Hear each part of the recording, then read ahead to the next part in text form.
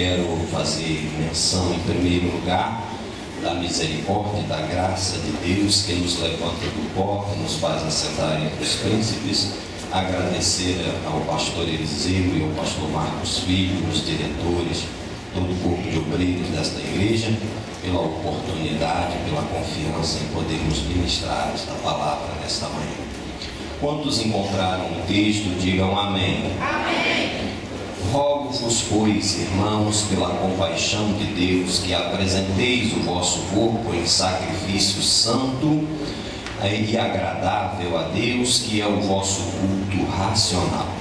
E não vos conformeis com este mundo, mas transformai-vos pela renovação do vosso entendimento, para que experimenteis qual seja a boa, agradável e perfeita vontade de Deus. Palavra do Deus eterno. Quantos glorificam a Deus, volte ao seu lugar, glorificando e exaltando o nome do Senhor.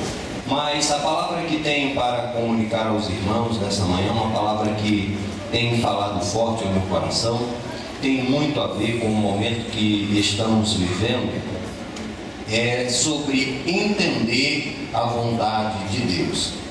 Então seria entendendo a vontade de Deus.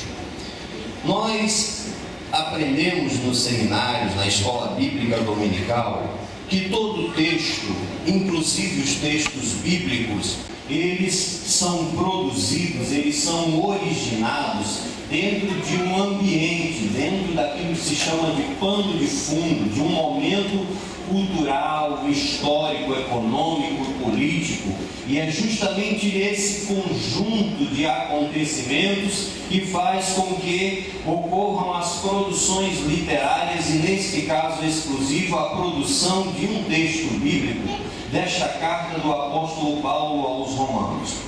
Portanto, de uma maneira racional e lógica, se todo texto tem uma causa política, econômica, social e religiosa, para entender o texto, obviamente, eu preciso conhecer o seu contexto, as causas que o originaram, que o geraram e por que aquele texto foi escrito, com que objetivo.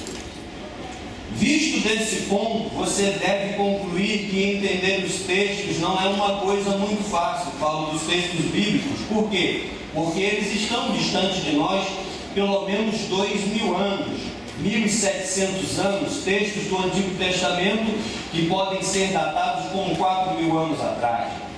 Então, por isso a necessidade de se estudar, de orar, de buscar elementos que nos tragam um entendimento de uma mensagem que foi produzida há muito tempo atrás em um contexto cultural, político, social e econômico. Quando o apóstolo Paulo escreve esta carta para a igreja de Roma, ele está vivendo um momento semelhante ao momento que nós vivemos hoje. Um momento em que vários deuses são cultuados.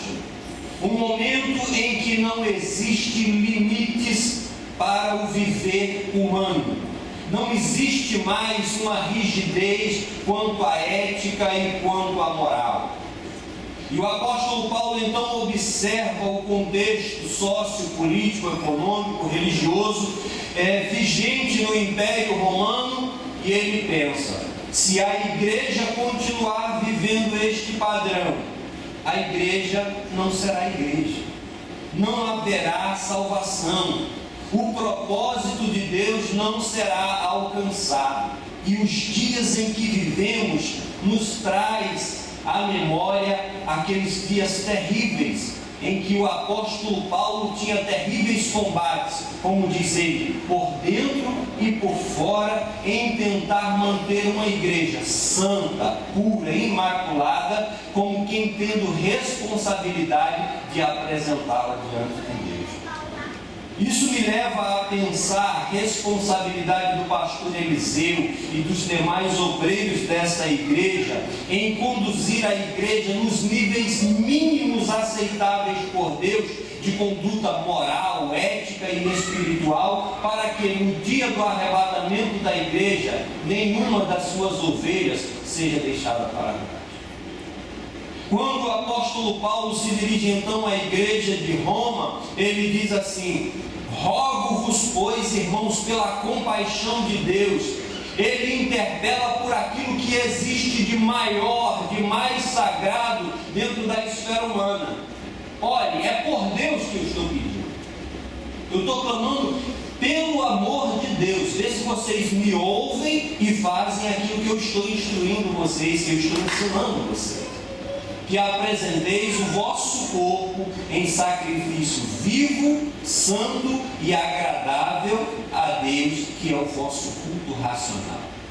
A tradução aqui de culto racional também poderia ser culto espiritual. Aquele culto que Deus recebe, que Deus aceita. Aquele culto que Jesus falou em João capítulo 4, versículos 23 e 24, que Deus está procurando adoradores que o adorem em espírito e em verdade. Não é um culto qualquer, não é um culto dos sentimentos, ainda que haja sentimento na espiritualidade, mas não é um culto emocional. Não é também um culto carnal, não é um culto exterior, é um culto que nasce primeiramente no mais profundo do ser humano, na dimensão espiritual, passando pela alma e se exteriorizando no corpo de uma forma que agrada a Deus, de uma forma que Deus recebe. E o apóstolo Paulo diz, é esse culto, é o culto que agrada a Deus que vocês devem prestar. Mas o que o apóstolo Paulo está falando não é de uma reunião momentânea como essa na qual nós estamos.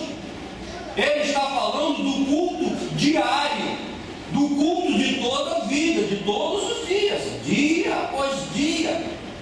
Ele diz, a vida de vocês deve ser de tal maneira como se fosse um culto. E esse culto precisa agradar a Deus.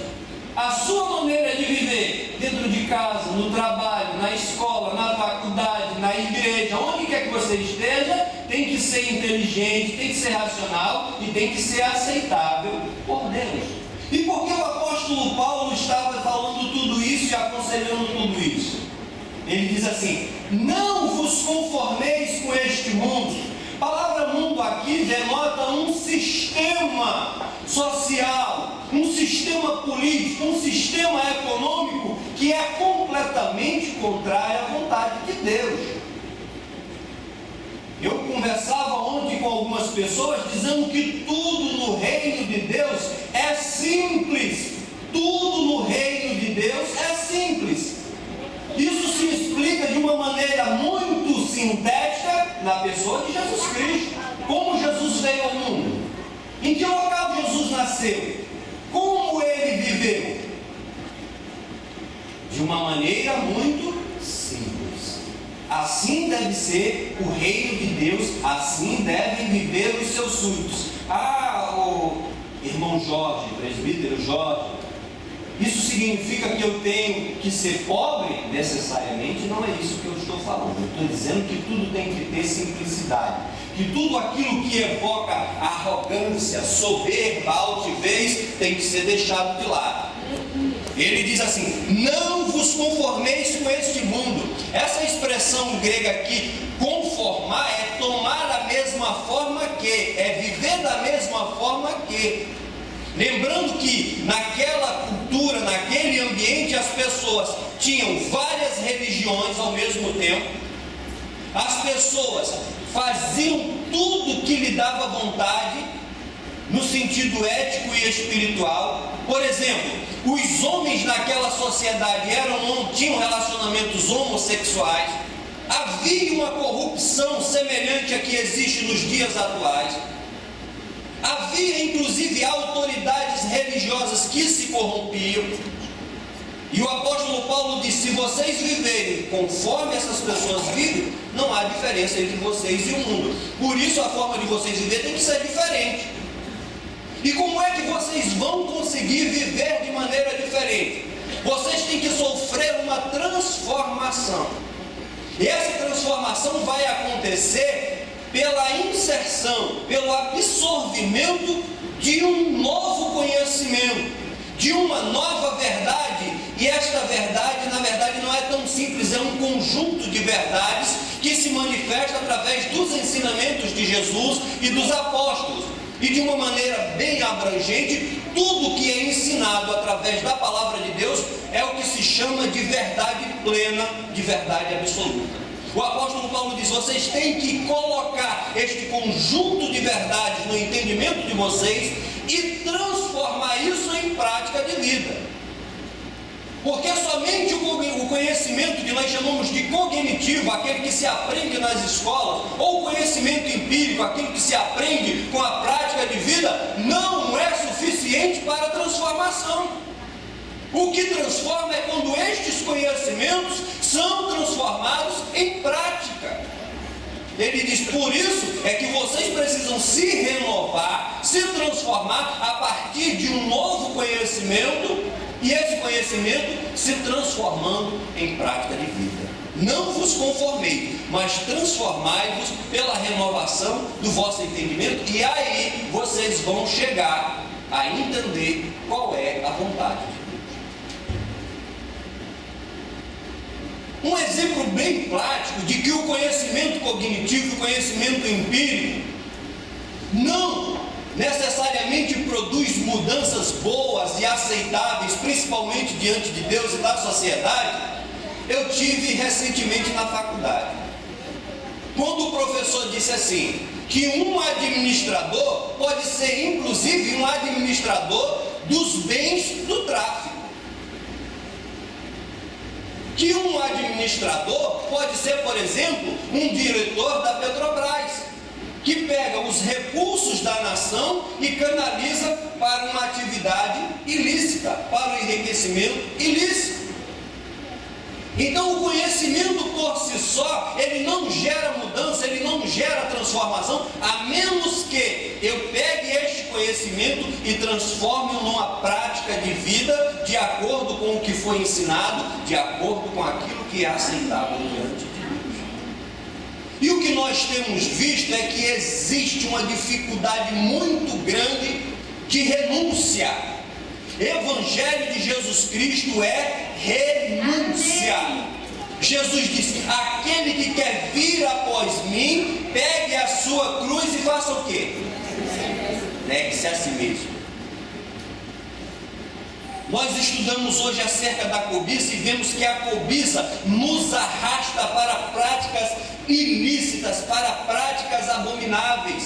A lição nos deu o exemplo de Nabote, um homem que tinha tudo, que não tinha falta de nada materialmente falando, mas que cobiçou uma propriedade de alguém e por conta disso foi engendrado um plano terrível que levou a toda a sociedade se envolver na injustiça, cometendo um assassinato.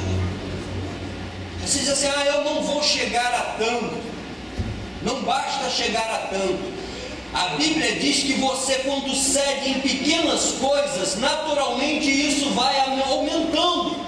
Salmo 42, versículo 7 diz que um abismo gera outro abismo. Deus me salvou de um ambiente de depressão profunda, de uma dependência compulsiva de jogos, que começou com simples jogos de azar, de baralho, de dama, de sei lá o que. Pensa aí num jogo aparentemente inocível. Eu comecei com isso e terminei num estado de mais profunda degradação, no sentido social, no sentido financeiro. Por quê? Porque um abismo foi se sucedendo ao outro. E o apóstolo Paulo, entendendo esta realidade, ele diz assim: vocês precisam ter uma mudança de atitude. Vocês precisam não se conformar com a maneira de viver deste mundo. Nós estamos vivendo, por exemplo, agora um momento em que a mídia que modela o pensamento da sociedade, e isso infalivelmente também atinge a igreja, está agora enfiando goela abaixo das pessoas o homossexualismo. A novela mais recente agora tem um casal de mulheres homossexual, lésbicas, mulheres de 70 e tantos anos, 80 anos de idade. E qual é o objetivo? O objetivo é fazer com que isso seja normal, com que isso seja tranquilo. Mas o que a Bíblia está dizendo é: não Não se conforme com essa maneira de viver. Não entenda isso como correto. Não entenda isso como aquilo que Deus se agrada.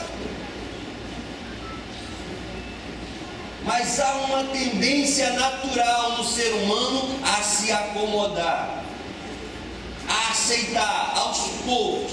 Diz que o que uma geração agora tolera, a próxima aceitará tranquilamente. Se agora existe apenas pouca resistência, não existe nenhuma palavra contrária, mas apenas fica assim em silêncio, a nossa próxima geração, a próxima geração de igreja, então concordará com o homossexualismo.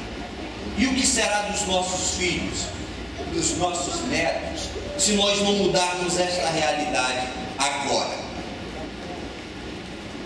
De forma bem prática, uma mudança, uma transformação passa necessariamente pelo entendimento do que nós éramos, do que nós somos atualmente e do que pretendemos ser. Quem éramos nós? A Bíblia diz que nós éramos inimigos de Deus, de que estávamos mortos em pecados e em delitos, cometendo toda sorte de pecados que vemos lá fora agora, nesse sistema mundano, ímpio e que desagrada a Deus. Mas um dia Deus estendeu a sua mão, manifestou a sua graça, o seu amor e a sua misericórdia na pessoa manifesta do Senhor Jesus Cristo. Te salvou, me salvou, nos colocou num lugar de destaque no mundo espiritual. E Ele espera que aquilo que Ele iniciou tenha continuidade e possa ter uma conclusão satisfatória no arrebatamento da igreja. Nós pela fé dizemos que somos salvos, mas de fato ainda não somos. Por que não somos? Porque a santificação, o processo de santificação, aquilo que chamamos de salvação, só é consumado no arrebatamento da igreja. E o apóstolo Paulo deixa isso muito claro. 1 aos Coríntios, capítulo 15, do versículo 51 em diante, ele diz: eu digo para vocês um mistério. Eis que nem todos nós dormiremos, e a expressão aí é morrer. Nem todos nós morreremos, mas todos seremos transformados. E isso que é corruptível haverá de se revestir de incorruptibilidade, e isto que é mortal tem que se revestir de imortalidade. O apóstolo Paulo está falando do corpo, da matéria, porque o espírito e a alma já foram recriados, mas a matéria ainda é suscetível à corrupção. Eficaz, que é penetrante, que vai até a divisão da alma e do espírito, juntas e medula, e de que é apta para discernir pensamentos e intenções do coração. De fato, então, num primeiro momento, numa primeira visão, todos aqueles que estão expostos à palavra de Deus deveriam ser transformados, deveriam ser constrangidos a esta mudança, a esta transformação. Mas tem um problema, pastor Marcos, é que na prática isto não ocorre. E por que não ocorre? Abra sua Bíblia em Lucas capítulo 8, a partir do versículo de número 9. Jesus, nos versículos anteriores, conta a parábola do semeador. Ele fala dos locais onde a semente caiu e o resultado produzido. E a partir do versículo 9, ele começa a dar a explicação da parábola. E a parábola diz isso aqui, que está a partir do versículo 9. E os seus discípulos o interrogaram, dizendo: que parábola é esta? E ele disse: a vós é dado conhecer os mistérios do reino de Deus, mas aos outros por parábolas, para que vendo não vejam e ouvindo não entendam. Esta é, pois, a parábola. A semente é a palavra de Deus. E os que estão junto do caminho são os que ouvem, depois o diabo tira-lhes do coração a palavra, para que não se salvem crendo. Então observe que a palavra, mesmo sendo viva e eficaz, em algumas pessoas ela não penetra. A palavra de Deus está penetrando em nossos corações. A seguir, ele diz o seguinte, versículo 13: E os que estão sobre pedra, estes são os que, ouvindo a palavra, a receberam com alegria, mas como não têm raiz, apenas creem por algum tempo, e no tempo da tentação se desviam.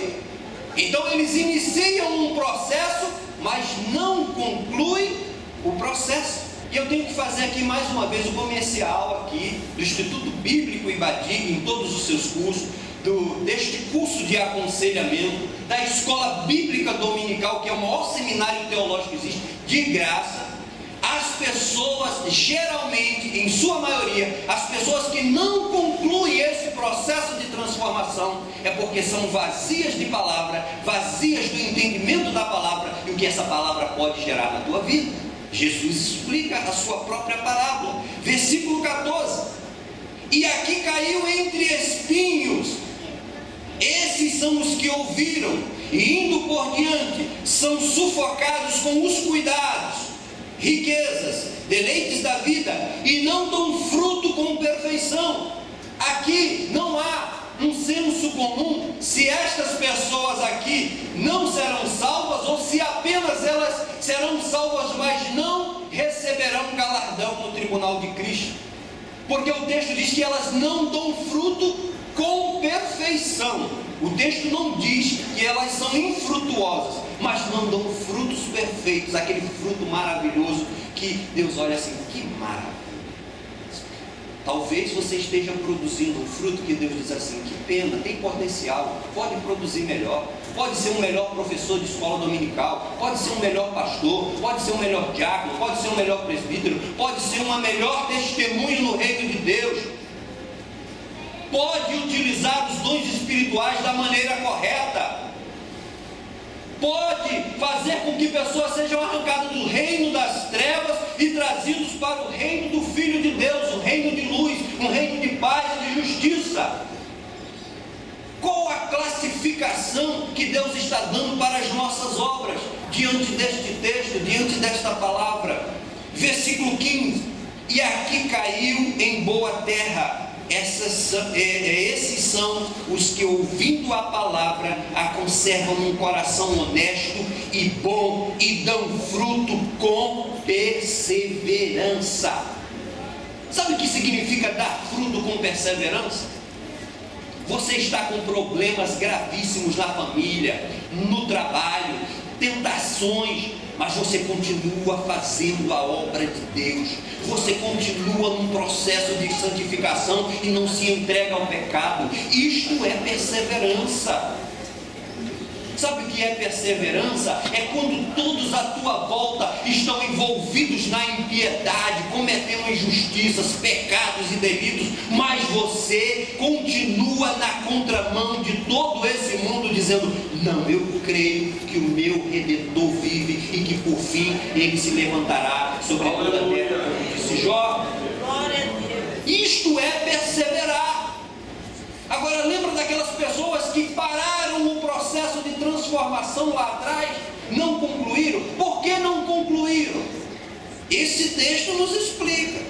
Versículo 14, mais uma vez: esses são os que ouviram e, indo por diante, são sufocados com cuidados, riquezas e deleites da vida, e não dão fruto com perfeição. O versículo anterior diz: quando são tentados, não resistem. Sabe o que tem acontecido? É que as pessoas não estão sendo capazes de renunciar às suas vaidades. O que é vaidade segundo a Bíblia? Vaidade segundo a Bíblia vem de um radical que significa vento, que significa aquilo que é efêmero, que é aquilo que é passageiro, aquilo que não é produtivo na tua vida, aquilo que não vai te sustentar na hora da dificuldade. Isso é vaidade.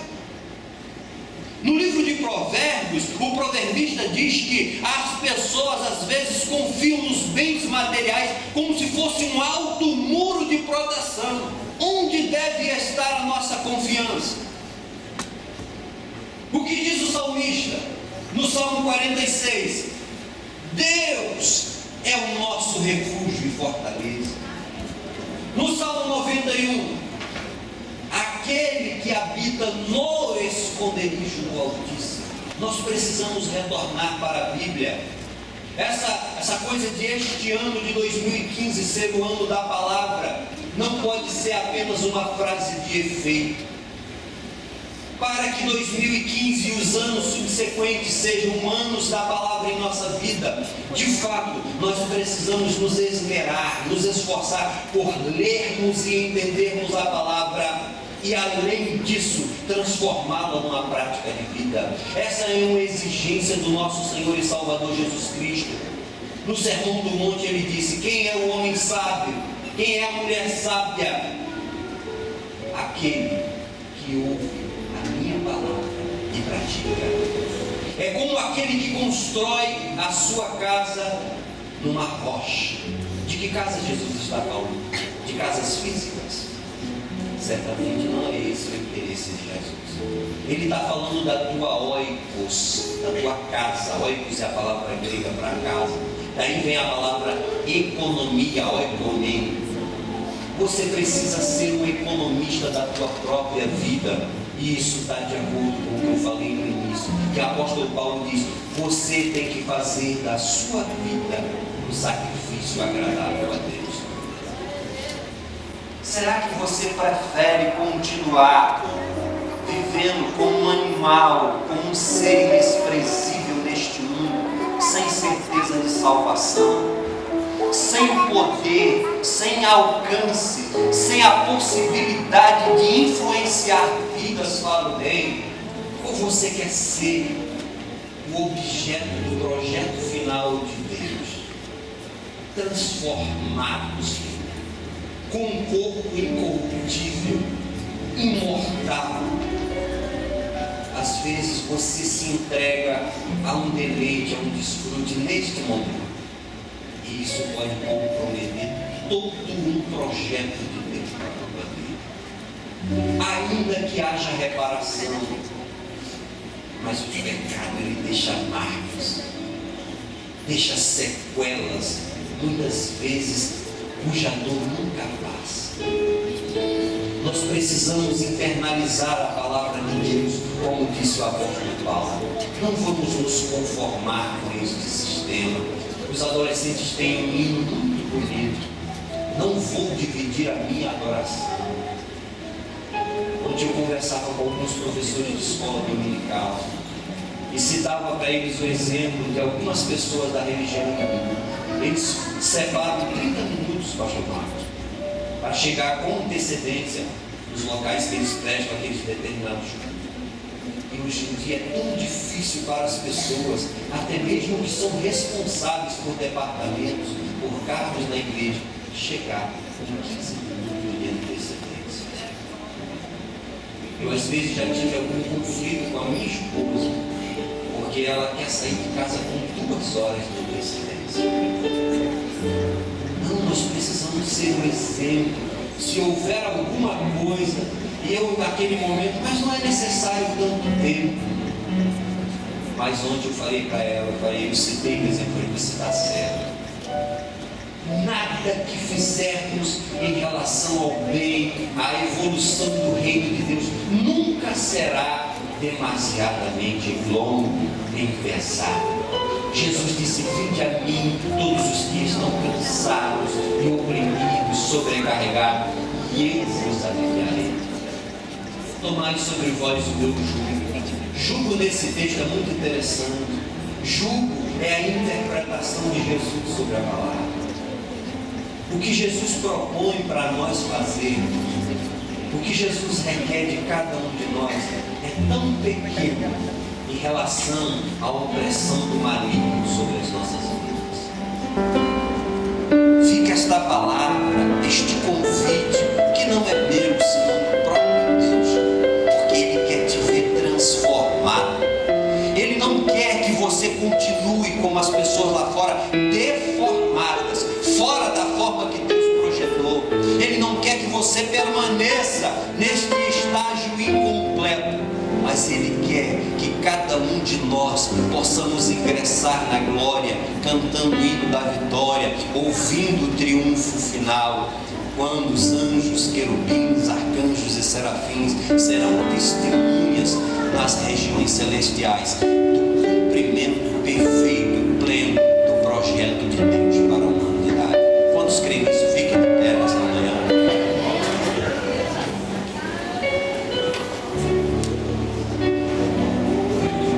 Eu quero fazer dois convites nesta manhã.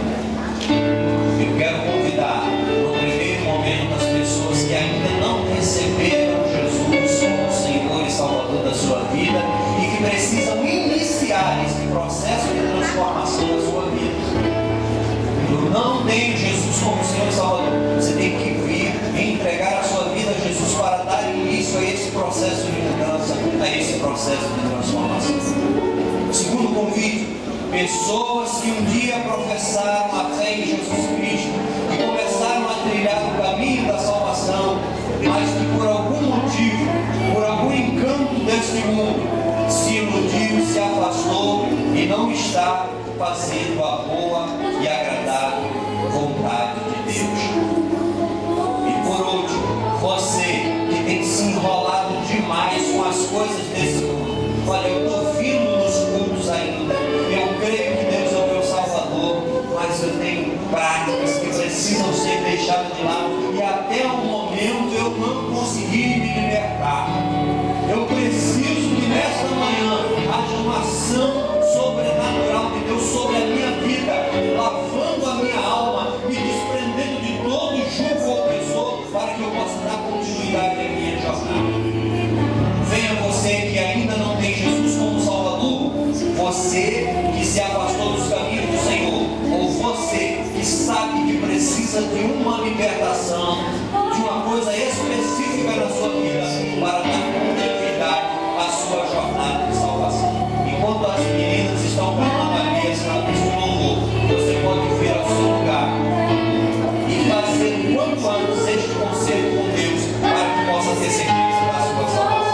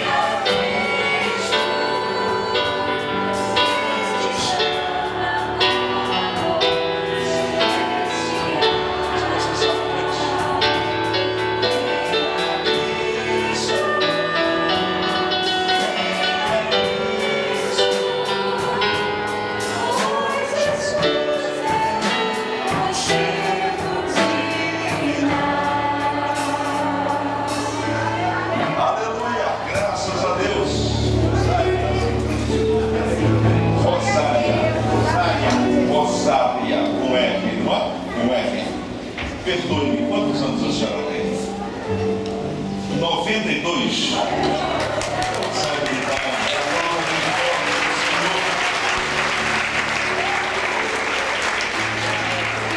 Que maravilha. Oh, que maravilha.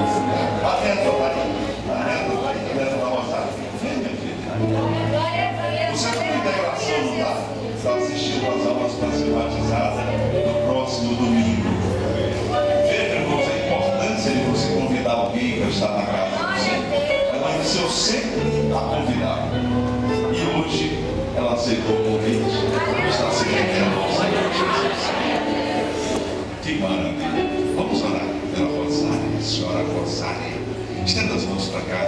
Meu Deus e meu Pai, Senhor, aqui está uma anciã, Senhor, apesar da idade avançada, mas ela se encontra contigo nesta manhã e toma a mais importante de todas as decisões.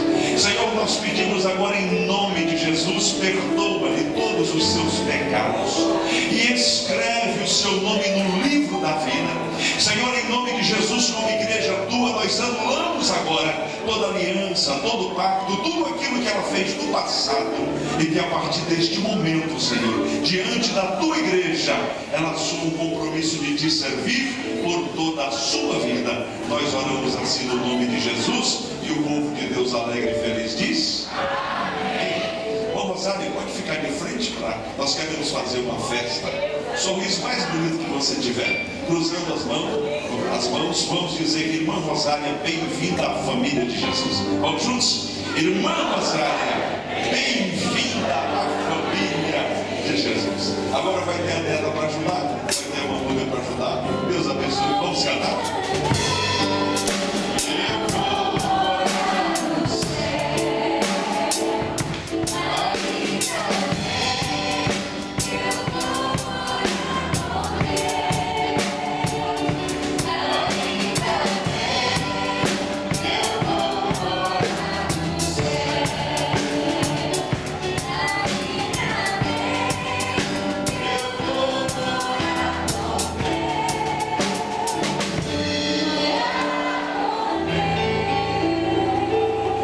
Que maravilha, o poder de Jesus. Para não, se o pastor botar a mão, você para não, vem dizendo, ó, Jesus vai me curar nesta manhã, para a glória a Deus. Se tiver com depressão também, vem, vamos mandar essa praga embora, em nome de Jesus. Se não você, orar com você. Oh, aleluia. Oh, aleluia. Quem já sente o Espírito de Deus esta noite aqui? O Espírito de Jesus está aqui, Ele cura, Ele cura, Ele cura. Eu sinto no meu coração que esta manhã é manhã de cura. Creia, comece a glorificar a Jesus, comece a tomar posse do milagre, comece a dizer, Jesus, eu tomo posse da cura, eu tomo posse do milagre.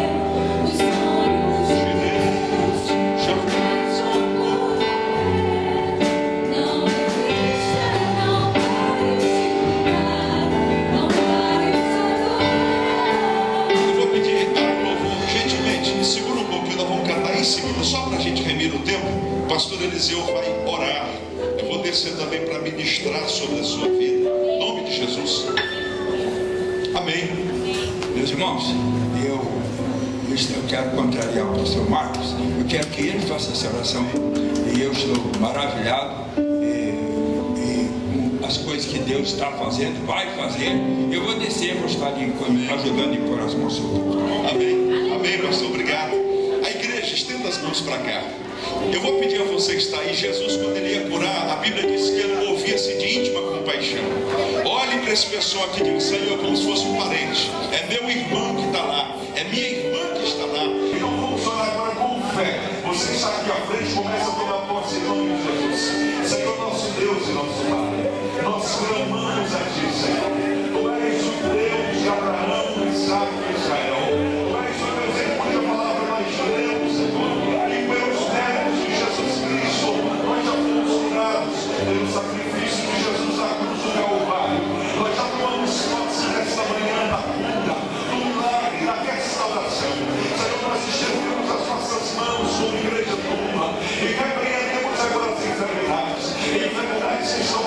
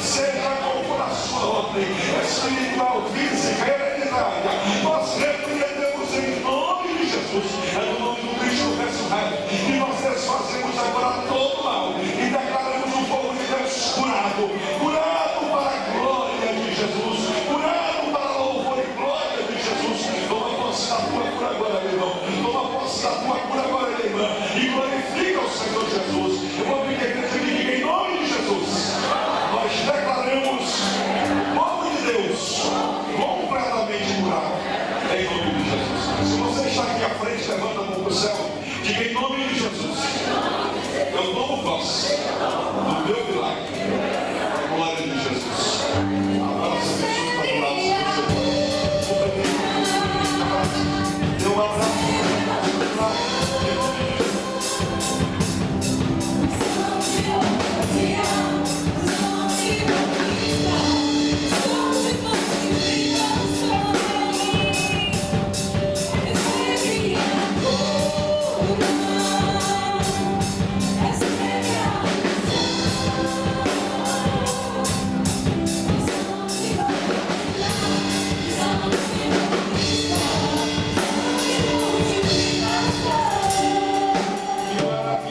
Que maravilha. Mas deixa eu dizer uma coisa. O mínimo que a gente pode ter diante do Senhor Jesus é gratidão.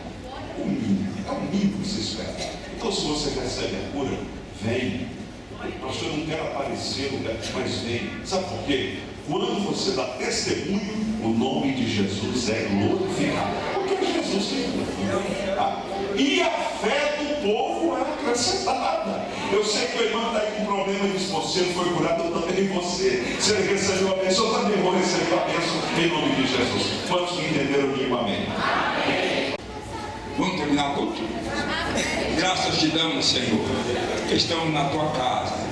A mensagem desta manhã que o teu servo entregou, ele foi fiel, ele obedeceu à direção do Espírito, ele foi uma mensagem de doutrina, de ensinamento, de prática de vida, e a continuação do culto está do mesmo jeito, Senhor. E hoje à noite eu percebo que a glória de Deus vai encher esta casa, eu percebo que o Senhor vai fazer coisas tremendas hoje à noite, porque o Senhor quer comunicar a palavra da verdade. Graças te damos. Leva teu povo em paz agora, protegido, guardado, abençoado. Que esta tarde seja uma tarde abençoada, que nós aproveitemos para ler a palavra, para orar ao Senhor, e à noite estejamos aqui, Senhor, te glorificando. Obrigado, Senhor, em nome de Jesus. A bênção apostólica vai ser também um ensinamento. E o mesmo Deus de paz vos santifique em tudo, e todo o vosso espírito e alma e corpo sejam plenamente conservados irrepreensíveis para a vinda de nosso Senhor Jesus Cristo. E todos os crentes digamos amém. Vamos abençoar o Brasil mais uma vez? Brasil, nós te abençoamos em nome de Jesus, e a vitória é nossa pelo sangue de Jesus. Eu hoje estou sem gravata, porque eu já estou fazendo a propaganda da conferência missionária daqui a pouco. Deus abençoe.